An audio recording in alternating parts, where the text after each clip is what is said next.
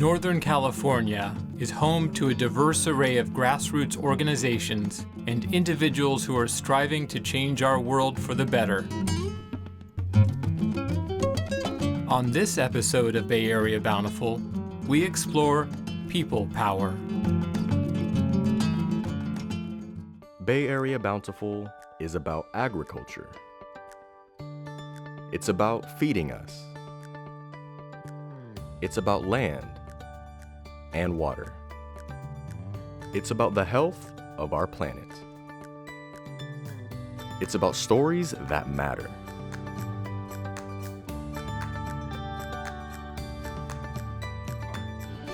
Bay Area Bountiful. Cultivate, celebrate, connect. Bay Area Bountiful is made possible in part by Rocky the free-range chicken and Rosie the original organic chicken. The Sonoma County Agricultural Preservation and Open Space District, Made Local Magazine and Sonoma County Go Local, and through the generous support of Sonoma Water.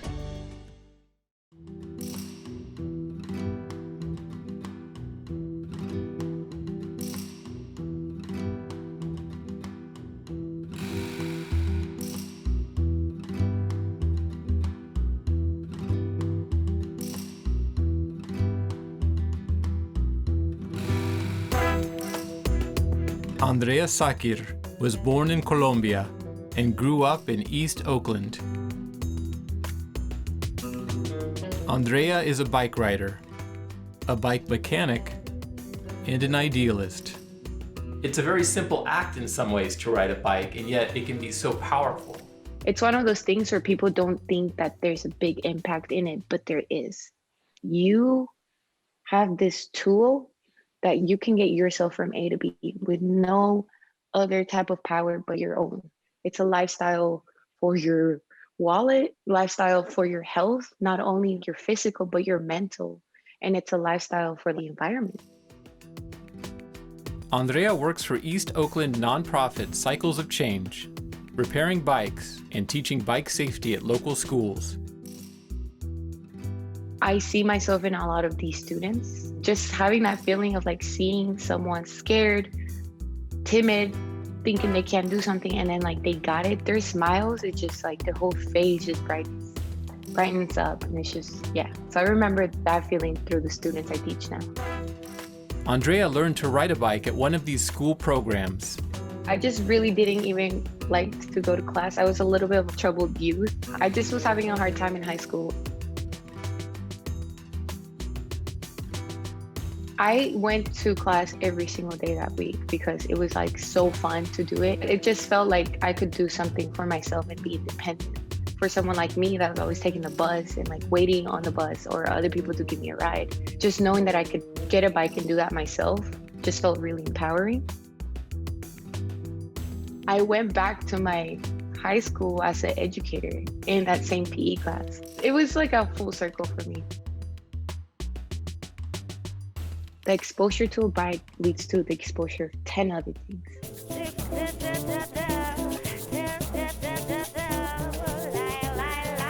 The Cycles of Change bike shop, the Bikery, provides repairs and bikes for those who can't afford one. Cycles of Change makes bikes accessible to all. Creating a more equitable society is part of its ethos. At this nonprofit, change starts from within. We don't have bosses. We are a collective. So the power structure is more of like how each one of us can contribute to help each other. If I'm sick, my job is not like, why are you sick? They're like, okay, take care of yourself, you know? And it's something so simple that makes someone want to work. If more jobs provided this environment where you're not dispensable, maybe people would actually have a better quality of life. The more we start noticing that us as human beings are not disposable, then they start noticing maybe not everything around us needs to be disposable too. I'm not replaceable. I am someone worthy, so the things around me can be worthy too. Diego Arana joined Cycles of Change after making a bike trip from Berkeley, California to Bahia, Brazil. Diego is a practitioner of the Brazilian martial art capoeira and accompanied his teacher, Mestre Acordeon, on the tour. I can't speak for everyone that's on the collective, but background for myself, growing up, don't really have a say in anything. You don't have a voice, right? Put on mute. And it's nice not to be put on mute. I like to be on a loudspeaker and saying what I gotta say.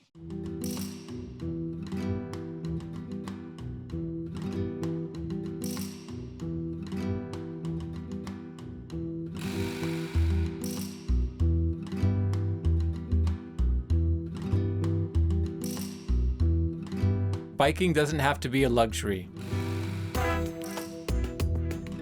Biking can be an essential way of getting to work.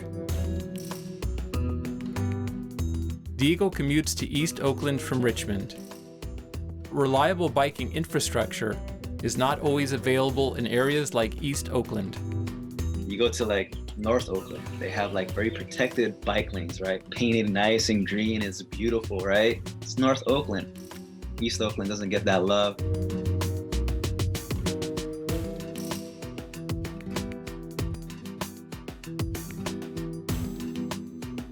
When you're driving a car, you're emitting gas into our atmosphere, which is not a good thing for Mother Earth, right? There's roadkill.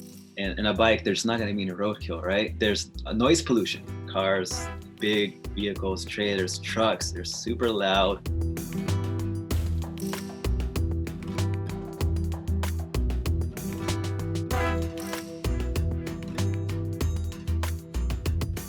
One big advantage of riding a bike is you don't have to worry about parking. The meter maids. You're 1 second past your meter and somehow these people know and you're gonna get a ticket real quick. It's the only efficient thing. And then it gets towed, right? Biking can inspire a feeling of freedom and wanderlust. It's a little extreme to share that with the youth. Hey, if you wanna go to Brazil, you can ride your bike. I did it. But you can.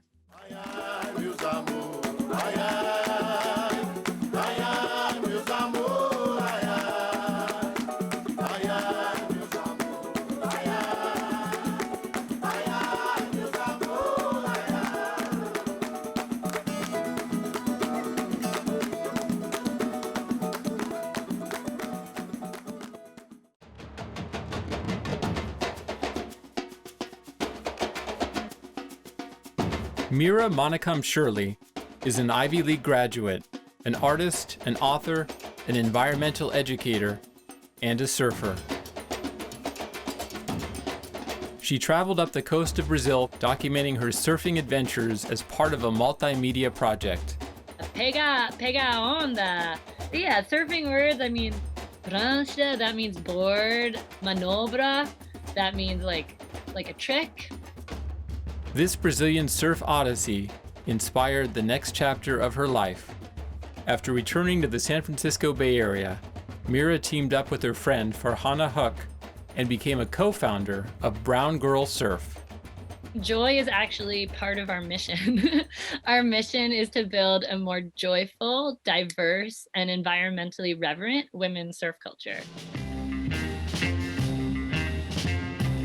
Sometimes when people might close their eyes and picture a surfer, the dominant narratives that have been fed to us, we might end up picturing a white male with bleached blonde hair and board shorts somewhere off the coast of California, of Southern California most likely. But in fact, surfing is an indigenous sport. It was developed in Hawaii and in the Polynesian Islands, and it was practiced by both men and women. Brown Girl Surf organizes surf classes for young women and adults. It also runs environmental education programs. Jamila Hubbard is a volunteer and advisor.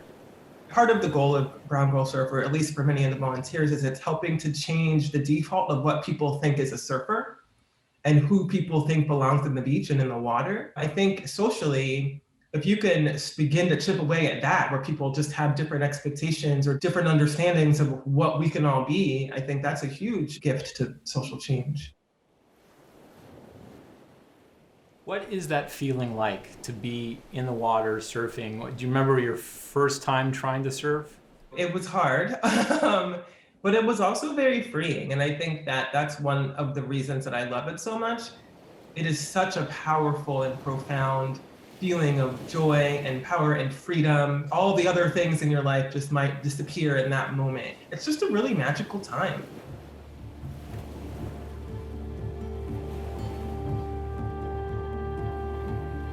But what about sharks? It's been a very wonderful experience to learn about the importance of sharks in our ecosystem and how sad it is actually that we, through fishing nets and different ways of catching fish, that they're actually being killed in really high numbers. So I have a new appreciation for sharks that I didn't have before I surfed. I've always appreciated sharks in one way or another. Serious, right?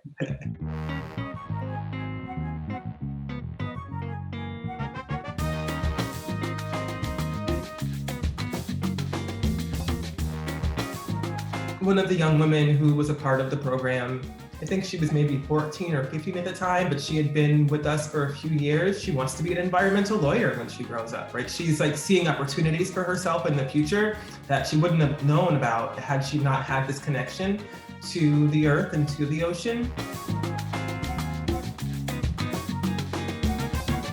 We're an organization, and we also think of ourselves as a movement. And at the heart of all of that, we're a community that is trying to embody the world we wish to see.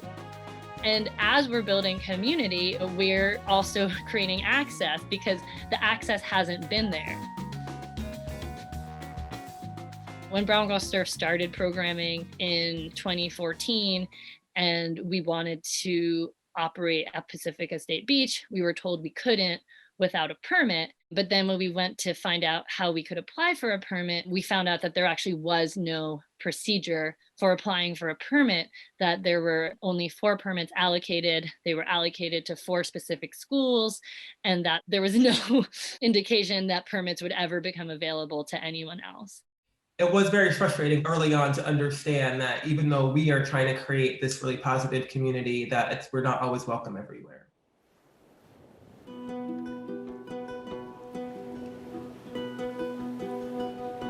In early June, there was actually a paddle out to honor George Floyd at Pacifica State Beach.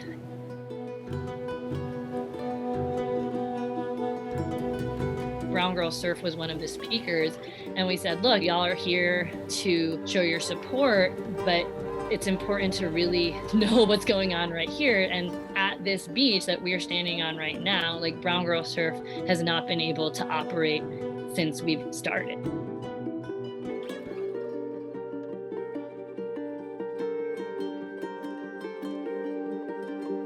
There's oftentimes groups of younger men who feel like they own the wave, and so you have to be careful about who you're bumping up against or how close you get to people, and are people welcoming. So it's another thing you have to have in your mind when you're navigating everything else that you're navigating. Yes, exactly. And I think just surf culture in general at most beaches, there's always like kind of the locals, you know, who surf there all the time and feel a sense of like this is their beach when it's a public beach. So actually it's all of our beach. And so that's, I think, a challenge that I think a lot of women and people of color in general have had in the sport of surfing.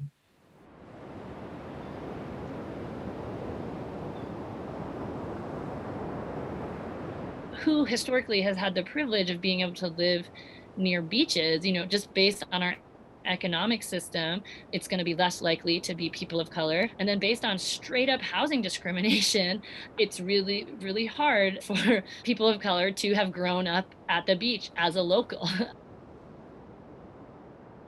Just because something is or has been doesn't mean it has to be that way in the future.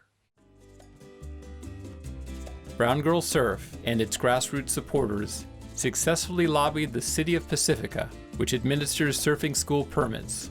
And for the first time since we started programming, Brown Girl Surf is now allowed to be on the beach in Pacifica and not have to hide or not wear our rash guards, but we actually get to be there. When finally this happened, it was just very celebratory because it took years to get done. It was exactly the kind of thing that brown girl surf exists for, right? To kind of push through those barriers and say that we do belong here. There's so many different aspects that come into play when trying to get a group of girls of color into a surf lesson. You just see the beauty and the joy and the fun, but just know that there have been very serious conversations and dedication and work in order to get us there.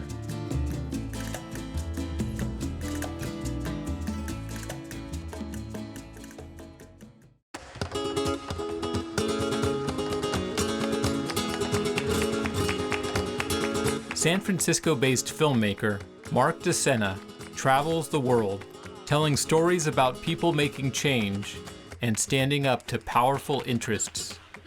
I don't think any change happens if it doesn't happen from the ground up. Politicians or people in power are not going to do anything unless the people ask them to do it. Change doesn't start unless people get together and demand it. In his documentary Not Without Us, Mark followed climate activists during the lead-up to the Paris Climate Agreement. There was talk that the Paris agreements were going to be something that was finally on the global stage. We're going to make some concrete proclamations. And the climate justice movements were getting word of what those commitments were going to be, and they knew that they were so far off of what we needed to do. That was the impetus for the film, knowing that the movements were going to converge on Paris and try to sway the negotiators to really step up, to not make just promises and empty commitments. The agreement fell well short of the activists' hopes. The final agreement signed had no mention of fossil fuels. That was the thing that blew me away. So how could you have a climate agreement without mentioning fossil fuels? Former Bolivian ambassador to the UN, Pablo Solon, was one of the activists featured in Not Without Us. You can see that now people know that the agreement is bad, but they are not frustrated. They are not demoralized. People have learned the lesson. We don't have to expect nothing from governments and from the UN system.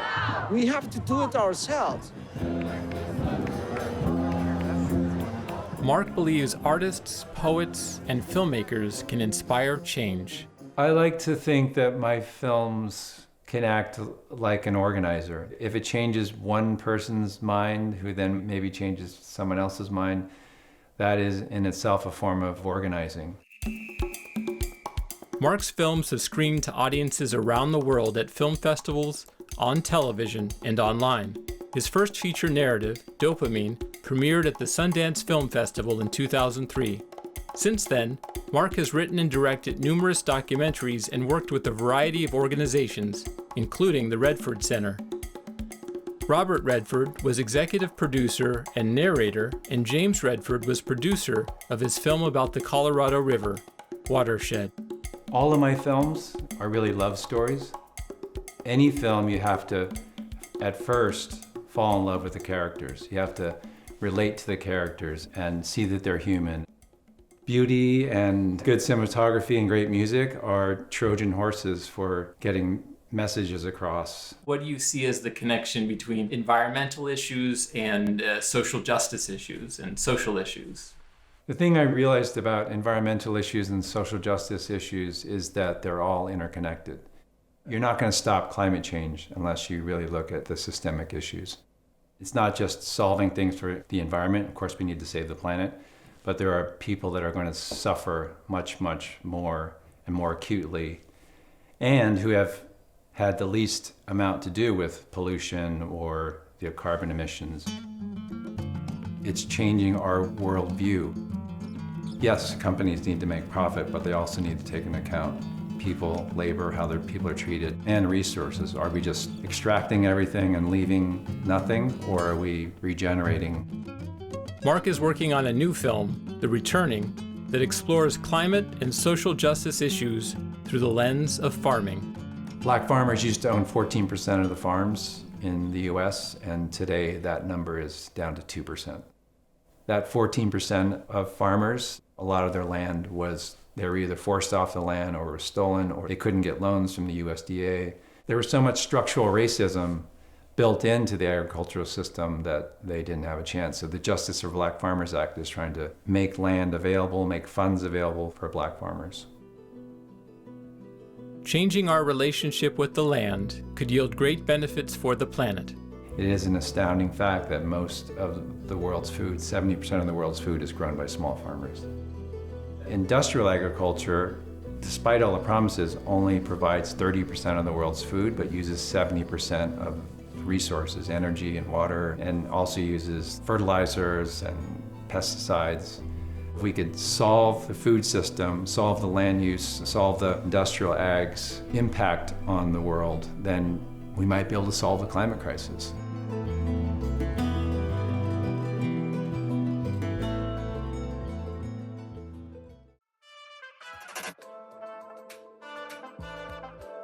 Producer Rick Bacigalupi filmed this story on urban farming in San Jose.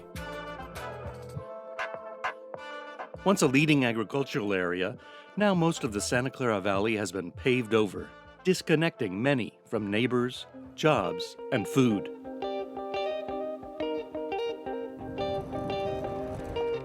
Revolution is a change in something. Veggielution signifies a community farm here trying to make change. San Jose's east side has been both underserved and misunderstood. The East San Jose community has been, labeled as a dangerous part of town, while in reality it is a vibrant celebration of different cultures and communities that are coming together. Public Affairs Director Emily Schwing. Veggielution is located inside of Emma Prush Farm Park. The Parks Department is our longest standing partner in the work that we do here. Veggielution operates the back 6 acres of this site. Well, my name is Luis Hernandez and I work for Veggielution. I'm the farm manager. So I make plants grow. Right now what is growing, we got strawberries, garlic, onions. We have volunteers that come in to do some work and also to make friends. All ages of people from all over Silicon Valley come out to volunteer. There's always something to do here on the farm. It's never quiet. It's always busy. Urban ag is an important aspect because it gives more of a sense of ownership to those in the community. We work with the community, what do they like to see on the fields, and that's what we try to grow up there. The farm also empowers locals through many grassroots programs. Sol Aguilar and Mackie Avila are graduates of Veggielution's East Side Grown Entrepreneurship Program. Veggielution tiene diferentes programas, hay muchas oportunidades para las personas, para la comunidad. Eastside Grown es un programa donde nos ayuda a las personas que queremos comenzar o iniciar un negocio de comida ambulante. Nos proveen la información necesaria para poder comenzar. Aprendemos cómo trabajar la comida, agarramos nuestro certificado de comida, que es muy importante.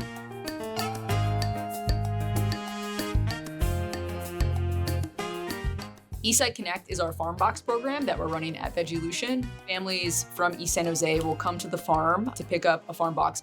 Eastside Connect distributes produce in a number of ways. Gabby Del Real coordinates. Recogen una caja de vegetales orgánicos, 100%. Muchas de estas familias no tienen la oportunidad de comprarlos porque son costosos. The first Saturday on the farm is our monthly farm party. Every first Saturday, right here and now, Veggielution Farm is going down. Veggielution belongs to the Si Se Puede collective of Eastside nonprofits. Azmin Barba Iniguez manages special events. Veggielution does so much more than grow plants with the Si Se Puede collective. On First Saturday recently, we had some tabling from the Guerreras and doing some outreach. They're warriors against COVID. Always conscious of environmental impacts and climate resilience, Veggielution has found a new community partner. We just started a partnership with the Silicon Valley Bicycle Coalition to do home deliveries to help lessen our emissions from delivering boxes by truck. When families receive their farm boxes, it's not a small thing. Vamos a ver qué tiene Veggielution. Families are really excited about these boxes. Trajeron zanahorias We've just been increasing the numbers since we began this program. y cebollas. When seeing kids opening up our farm boxes, it makes me feel proud of the work we do. Limones para hacer limonada. You know, the freeway cuts between East San Jose and other parts of the city itself. So it's this large reminder of a separation as well between communities. We want to make sure that we're bringing East San Jose community members in through food and celebration of food and farming. The beauty of East Side really lights up when we have gatherings. And for us to be, you know, that safe gathering place for people to come to. A lot of family. The neighborhood itself, it feels like a family. There's celebrations and a lot of joy